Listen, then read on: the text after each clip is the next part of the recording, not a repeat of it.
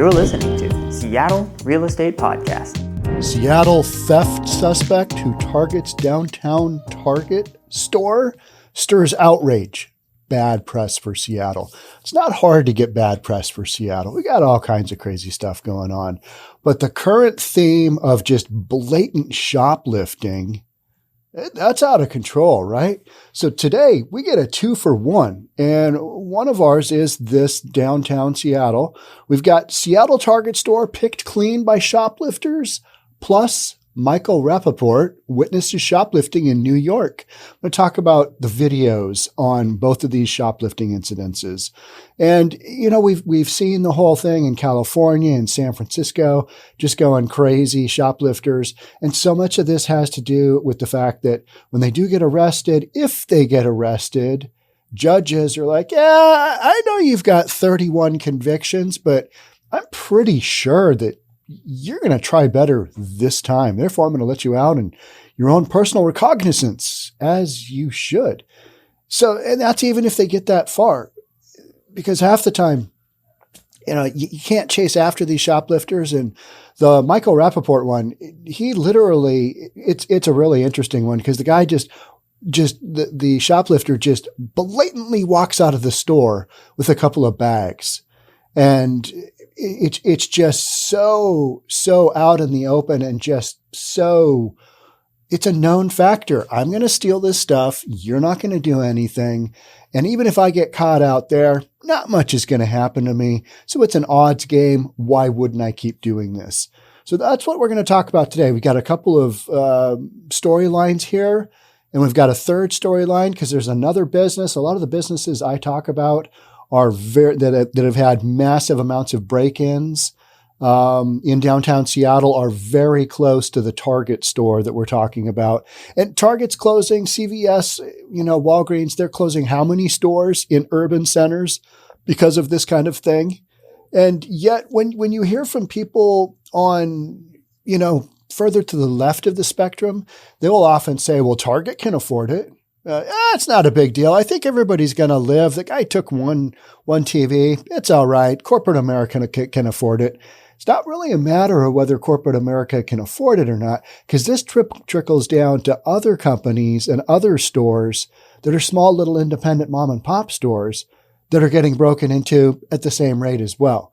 So we just happen to see the big ones come out of Target, because this one here in the Seattle Target, I don't know if you've seen it, but the footage is incredible. This guy takes out a 70-inch television.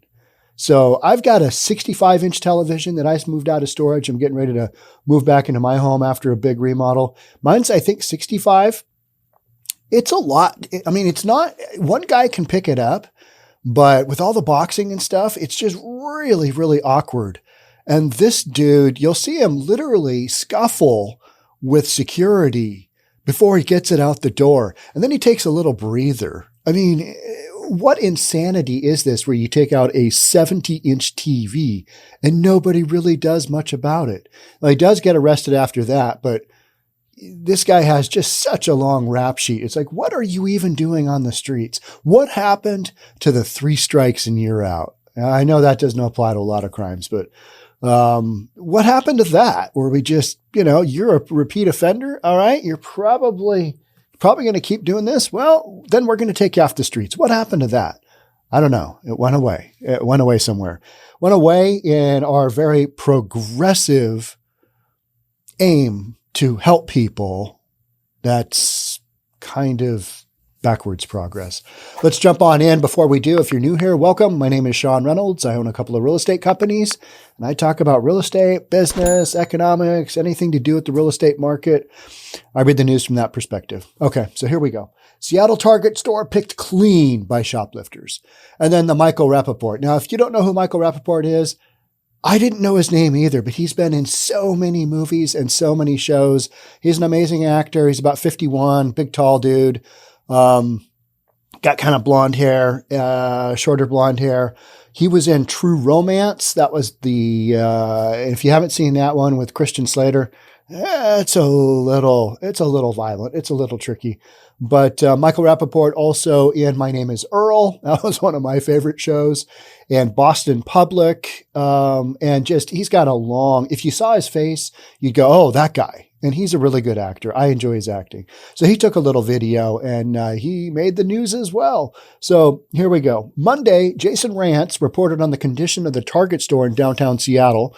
The store has been subject to an endless wave of shoplifters. According to employees, something is stolen roughly every 10 minutes. Let that sink in for a little bit. That is progress for you right there. All right, every 10 minutes. So you've got 6 shoplifting incidences an hour, roughly, and they're open, what are they open 10? 10 hours a day. So you're talking 60 a day. No wonder corporate is closing these stores. I mean, your profit, if you had any before on this store, is walking right out the door just continuously, right? I mean, what is loss prevention on this store? It's crazy. Rantz posted the video showing 2 shoplifting incidents he encountered in the store just 12 minutes apart. And they're phenomenal. So politically in the last elections, we did have a new Seattle City Attorney, Ann Davidson, ran on a platform of prosecuting these crimes. All right. But they are happening so often that it's going to take some real work to kind of get us back into the flow of, yeah, you can't steal that stuff.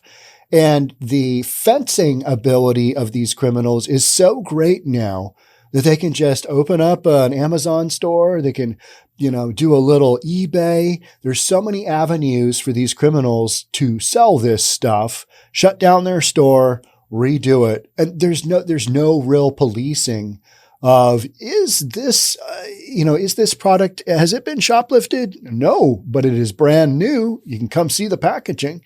You've got so much of that going on. And then, so it's so easy in the secondary market to sell this stuff. And then if you do get caught, there's not much in the way of judges in Seattle actually, putting people in jail and taking the repeat offenders off the streets for long periods of time. They're just right back in the market. Just like, all right, we know you'll be good next time. So just go do your thing. And this impacts real estate from the standpoint of, this is an organized market of criminals doing their thing. That impacts any community. Right now, you've got it impacting Seattle. You've got it impacting San Francisco. We know that. You've got it impacting LA. You've got it impacting New York. I mean, I'm reading 2 point blank New York stores, New York and Seattle stories right here on this one. And this just happened in the last few days. So this is an ongoing thing. And it's not about big corporate being able to afford it. It's about, this is a trend that's happening. And our political leaders and our judges, they need to know that, yeah, we're not behind that. And yet a certain segment of our population, it's okay. Target can afford it. Walgreens can afford it. CVS can afford it. It's not, it's property. It's not really, we're not really taking from people. I would love to know if these folks would mind if, some of these serial shoplifters came to their house and just took a few items. What would their attitude be at that point in time? Hey, you got a nice 65-inch TV there. Mind if we take it? And just see, if it really impacts anything in their life, where's my TV? Oh, yeah, that guy stole it. Oh, yeah. Well, I guess I'll go to Target and, get another TV. It's just so crazy. So, and as another viral video, let me get to the TikTok video. I'm going to get to the TikTok video. I'm going to describe that for you. If you are, you're listening to me on the audio podcast. So we've got a guy with a couple of shopping bags. He's hooded up. He's got his mask on. He's got a couple of big shopping bags over his shoulder, like the reusable ones you'd take. And this is Michael Rappaport. He's going into the store. He's basically going through the door. And as he goes in, this criminal comes walking out and he just nods to the security officer there, just like, hey, how you doing? So you've got him doing that. And then he just literally security looks right at Michael Rappaport taking the video. Michael Rappaport kind of follows him out like, are you kidding me? And then he turns as he goes out the door and looks at this guy crossing the street. This is New York. I think it's 70th and somewhere, uptown New York, I believe. And so then you just watch the guy walk down the street with his 2 bags. He's kind of looking over his shoulders. He's just doing his thing. But I mean, it's the most blatant example of shoplifting, of how this is not supposed to go. You're not supposed to steal, but it's kind of what we're doing, right? I mean, it's just absolutely nutty. So, serial theft suspect who targets downtown store stirs outrage and bad press for Seattle.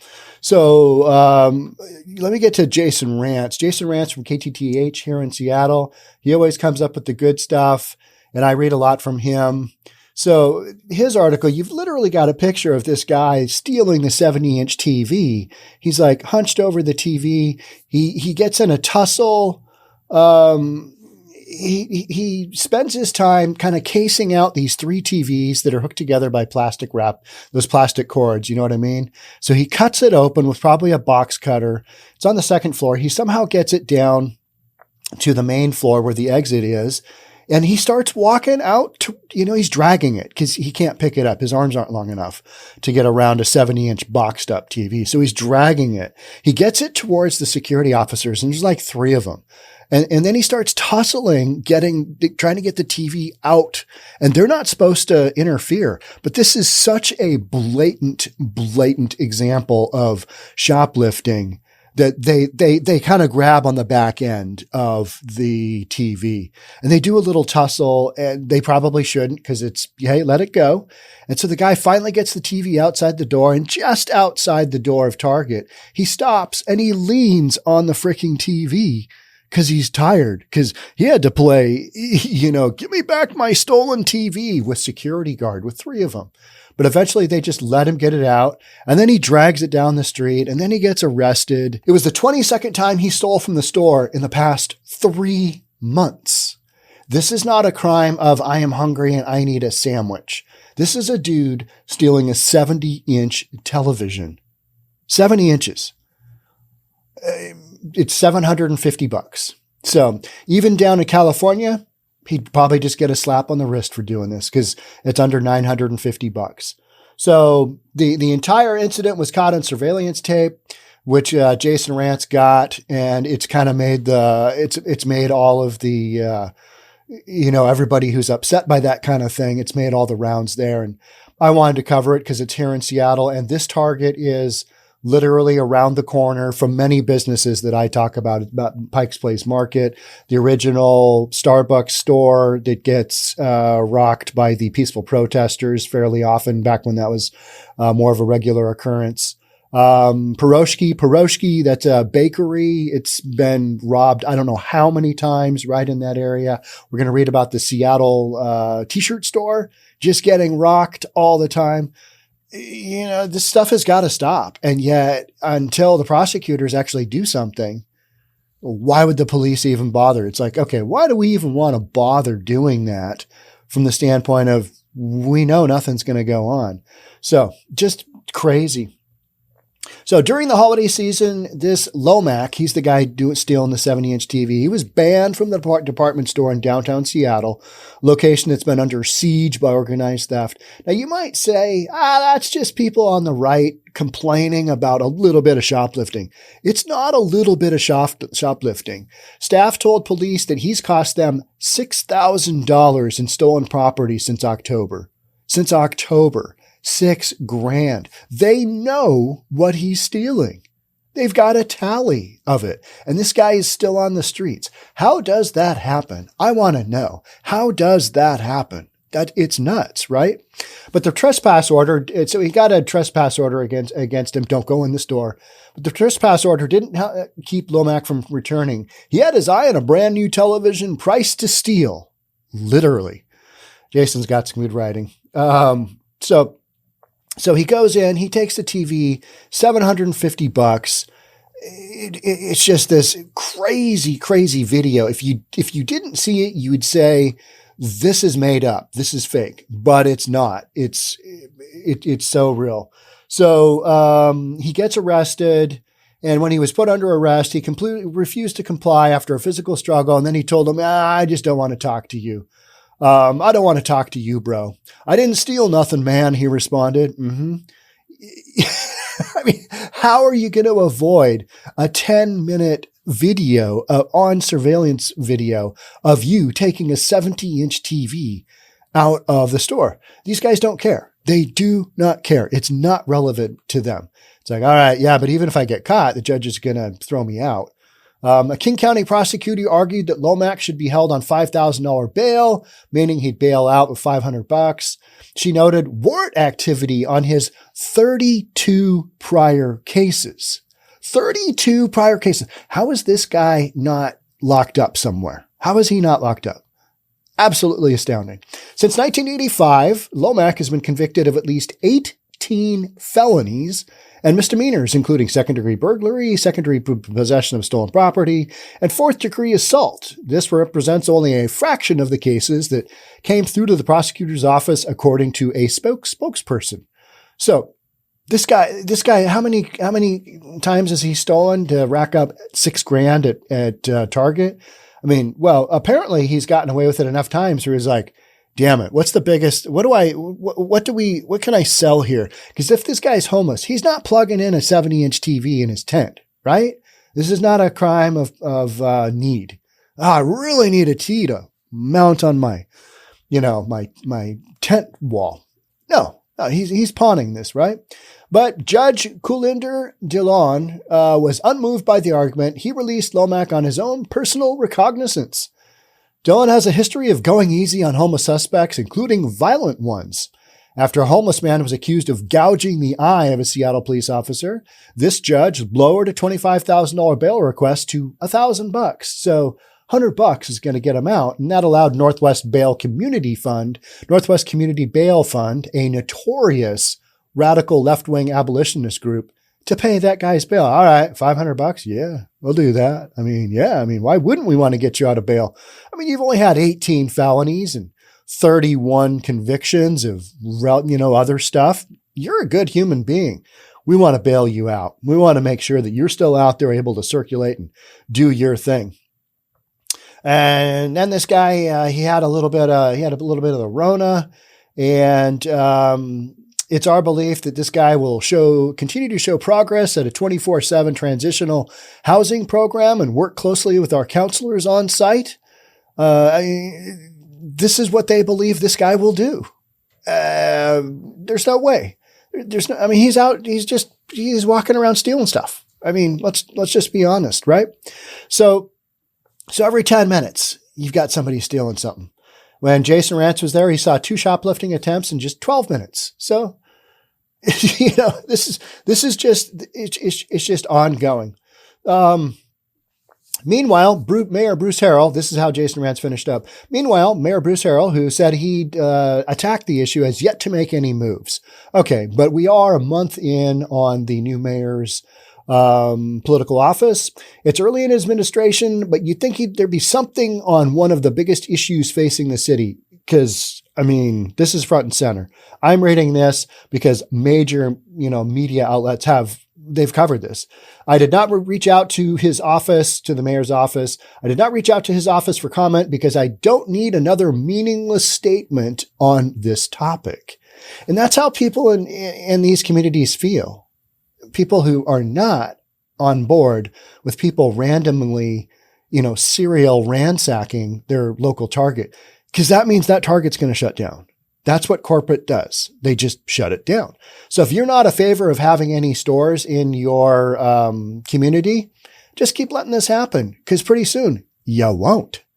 All right. So that's the Jason Rantz take. And, this stuff is just happening so rapidly that you're just like, all right. So here's another guy. This is Jay Ashberg. He's the owner of the Seattle Shirt Company, which is literally just around the corner from this Target store.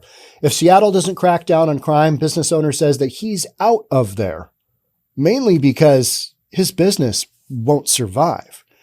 It won't survive. I talked last week about Seattle sneaker store. I forget the name of it, but its rent was getting bumped from $8,000 to $13,000, a $5,000 bump, because there are certain stores that can really make a go of it because of all the walk-up traffic.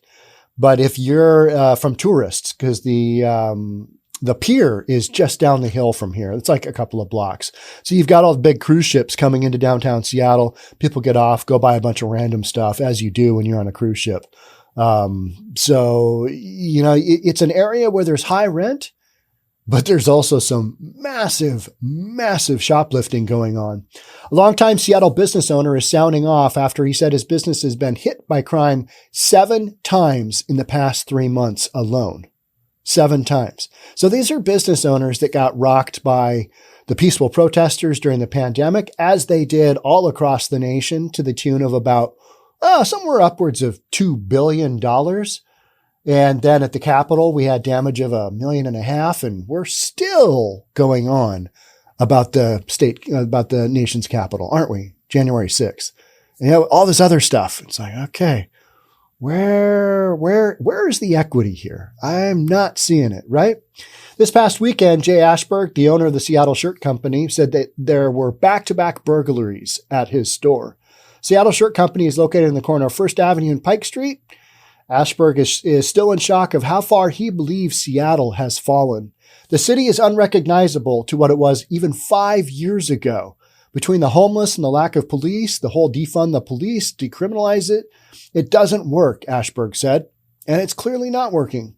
Ashberg said that there are contributing factors to the large number of businesses closing throughout the city, and yet new ones popping up that just haven't had this experience of being rocked so many times. I think the ratio was 350 or so businesses that closed down since the beginning of the pandemic, but 271 new ones had popped up, right? So you've still got areas closed down, but the rent increase that the landlords on the sneaker shop that can't pay the rent because it just doesn't make sense with their business model. I mean, $13,000 for a pretty small, little shop in a downtown core. That's some big money. And it's in an environment where you've got just people breaking in. You got zombies walking around just jacked up on who knows what, fentanyl, or, Seattle's famous for its heroin. So, you've got that kind of stuff going on as well. So he's had he's been hit 7 times in the past 3 months. So we've probably lost between $17,000 and $19,000 between the cash, the damage to the property, and the merchandise. The sneaker store got hit so many times that they didn't have glass windows anymore. They just had boarded up wooden windows. And that might have had a little something to do with their lack of foot traffic. Is that store open? Because when you see boarded up wood, you think, oh my gosh, a crime happened here. And it did. My probably second favorite Shell station with a really good mini mart. I know the guys that work there, and because I go in there pretty often on my way home from a workout, or maybe on my way too, if I've forgotten my pre-workout and I need a little caffeine, I will stop there. And somebody said, I only come in through one side. I don't come in through the other side, the eastern side. I always come in through the western door.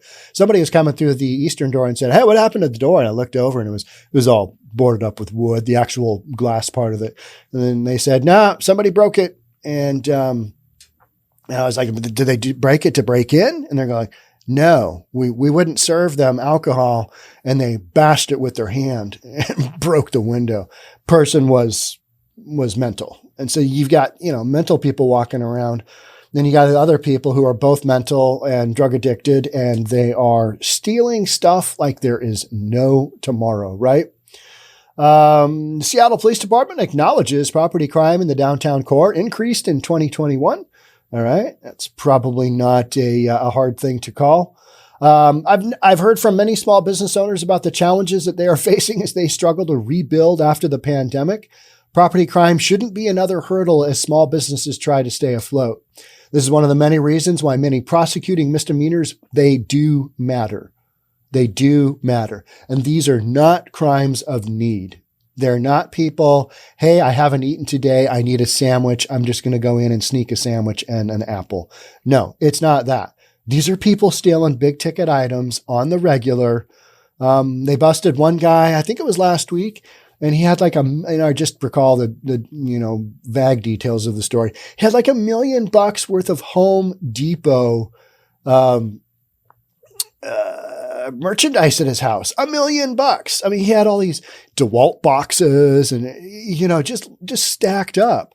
He had his own mini Home Depot at home because he'd stolen so much merchandise, or he'd had others steal for him. And this is a serial business. This is bad stuff. We don't need this in our community, and our judges need to know, hey, this is impacting things. And yet, in these very progressive cities, we're like, it's okay. Go ahead, take a drill. It's good. We got more in the back there.